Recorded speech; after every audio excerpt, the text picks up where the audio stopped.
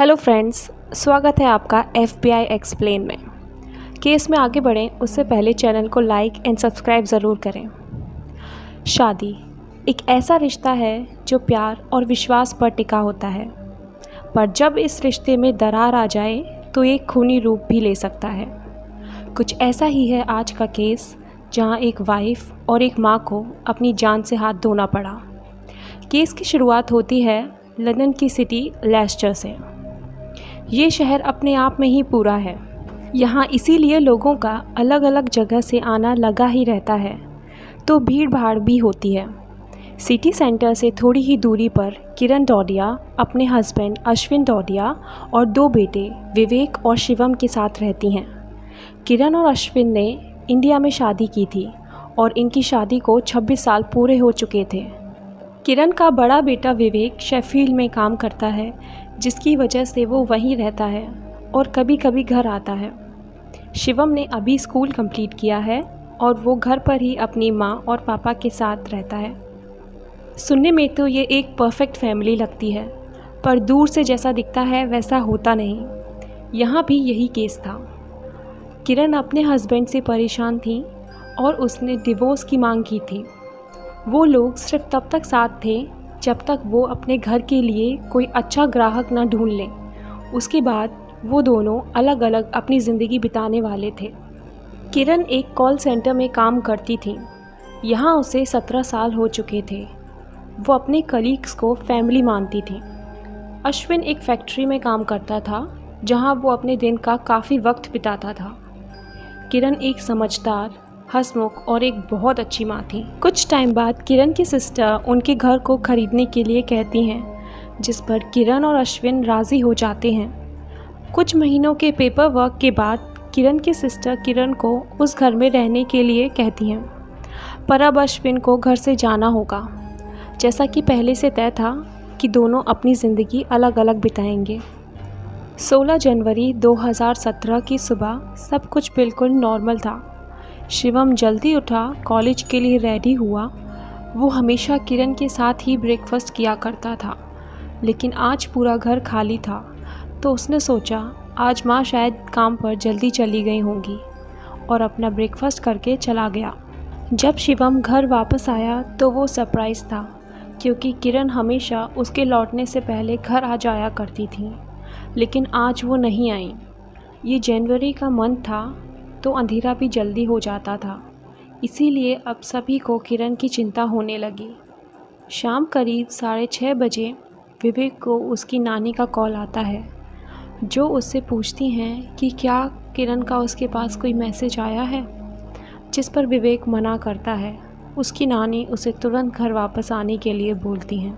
अगले दिन विवेक का बर्थडे था, लेकिन आज उसकी माँ लापता हैं और सभी आज उन्हें ढूंढने में लगे हुए हैं। शिवम माई ऐप का यूज़ भी करता है किरण के फ़ोन को ट्रैक करने के लिए, लेकिन वो सेम माईफील्ड रोड की तरफ सिग्नल देता है, जिससे किरण डेली अपने घर आया जाया करती थी।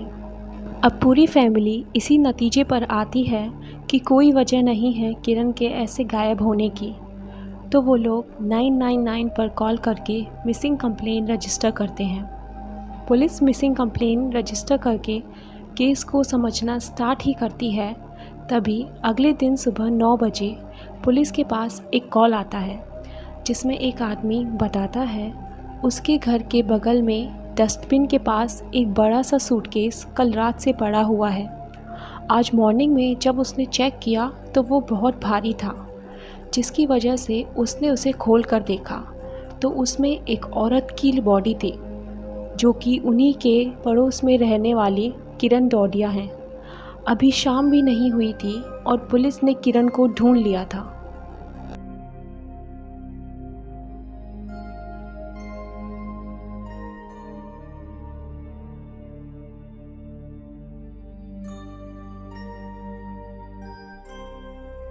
किरण का फेस प्लास्टिक बैग से कवर था और उसके हाथ और पैर पीछे की तरफ आपस में बंधे हुए थे। उन्हें उस सूटकेस से ग्लव्स के कुछ फटे हुए पीसेस भी मिले, जिन्हें पुलिस ने टेस्टिंग के लिए भेज दिया। अब विवेक को उसकी मां की बॉडी की आइडेंटिफिकेशन करने के लिए बुलाया जाता है, जो कि किसी भी बच्चे के लिए किसी बुरे सपने से कम नहीं। बॉडी देखने के बाद ये साबित हो जाता है कि ये किरण की ही लाश है। अब पुलिस किरण की फैमिली से पूछताछ शुरू करती है, जिसमें चौंकाने वाली बातें सामने आती हैं। पुलिस को पता चलता है कि अश्विन को घर से जाने के लिए कहा गया था और उसे जनवरी के स्टार्टिंग में ही चले जाना चाहिए था, लेकिन अश्विन वहाँ से जाना नहीं चाहता था। शिवम और विवेक बताते हैं कि उनका पिता जैसा दिखता है वैसा नहीं है।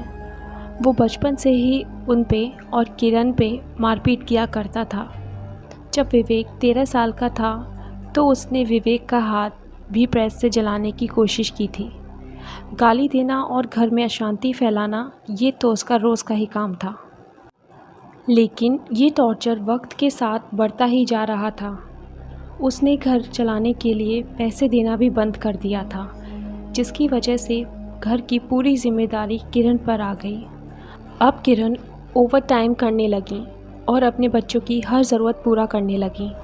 अश्विन अब पूरा शराब का आदी हो चुका था। यहाँ एक वजह और थी जिसकी वजह से अश्विन किरण से नाराज़ था, क्योंकि अलग होने के बाद किरण ने एक ऑनलाइन डेटिंग ऐप ज्वाइन किया था और वो एक्साइटेड थी अपनी एक नई लाइफ स्टार्ट करने के लिए। शिवम पुलिस को 16 जनवरी के दिन के बारे में बताता है कि जब वो घर आया और उसकी माँ वहाँ नहीं थी तो वो उनकी पूछने अपने पिता के पास जाता है। पर ये बात जानने के बाद कि किरण अभी तक घर नहीं आई हैं और ना ही उनका फ़ोन लग रहा है, अश्विन कुछ नहीं कहता, बस शिवम को अजीब तरीके से देखता रहता है। अब इतना पता चलने के बाद पुलिस ये तो समझ गई थी कि अश्विन के पास कई सारी वजह हैं किरण को मारने की। पुलिस उस एरिया के सारे सीसीटीवी कैमरास की फुटेज चेक करना स्टार्ट करती है। पास ही के स्ट्रीट कैमरा में कुछ ऐसा मिलता है जिससे ये केस खुल जाता है। फुटेज में वही सूटकेस जिसमें किरण की लाश मिली थी, उसको एक आदमी खींचते हुए नज़र आता है, जिसने अपना फेस छुपाने की कोशिश तो बहुत की थी, लेकिन फुटेज देखने पर ये साफ पता चलता है कि ये अश्विन डोडिया ही है। किरण की बॉडी मिलने के 2 दिन के अंदर ही किरण का कातिल पकड़ा गया। पुलिस अब अश्विन से पूरा सच जानना चाहती है कि उस दिन हुआ क्या था। अश्विन बताता है कि उस दिन किरण के आने के बाद किरण उस पर चिल्लाने लगी कि अभी तक उसने अपना सामान पैक क्यों नहीं किया है जाने के लिए। इसी बात पर दोनों लड़ने लगे। झगड़ा इतना बड़ा कि उसका अपने आप पर काबू नहीं रहा और उसने किरण के सर पर लगातार वार किए। इसके बाद उसने उसी के स्कार्फ से उसका गला घोंट दिया, जिसके बाद किरण की बॉडी को सूटकेस में डाला और फ्लोर पर से खून साफ करके शिवम के आने का वेट करने लगा। जिसके बाद जब शिवम शाम को अपनी माँ को ढूंढने के लिए घर से बाहर गया, तभी मौका पाकर उसने सूटकेस वहीं थोड़ी दूरी पर डस्टबिन में डाल दिया और किरण का फ़ोन और वो कपड़ा जिससे खून साफ किया था पास ही की छत पर फेंक दिए, जो कि कभी नहीं मिले। अश्विन और उन ग्लव्स के टुकड़ों पर मिला डीएनए मैच हो गया, जो कि एक और ठोस सबूत था अश्विन के खिलाफ। ये केस लेस्टर क्राउन कोर्ट में चला।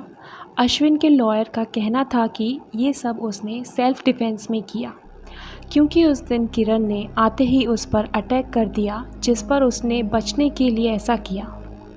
प्रोसिक्यूशन का इस पर कहना था अपने बचने के लिए उसने सर पर तभी इतने वार किए कि वो मर ना गई और उसी के स्कार्फ से उसका गला घोंट दिया, जिस पर अश्विन कहता है उसे पता नहीं चला कि क्या हो रहा है, उसने तो स्कार्फ बस पकड़ा ही था।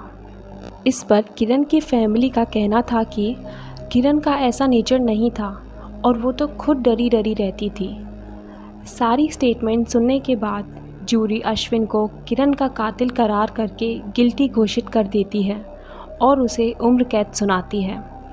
ये थी किरण डोडिया की कहानी, जो सिर्फ अपनी लाइफ को बेहतर बनाने और एक अब्यूसिव मैरिज से बाहर निकलने की कोशिश में इतनी बड़ी कीमत चुकाती हैं। शिवम अब भी हर रोज़ अपनी माँ के नंबर पर गुड मॉर्निंग भेजता है। इसी होप में कि शायद उसकी माँ उसे कहीं से ज़रूर देखकर खुश होंगी। तो आज के केस में इतना ही। तो वीडियो को लाइक और चैनल को सब्सक्राइब ज़रूर करें।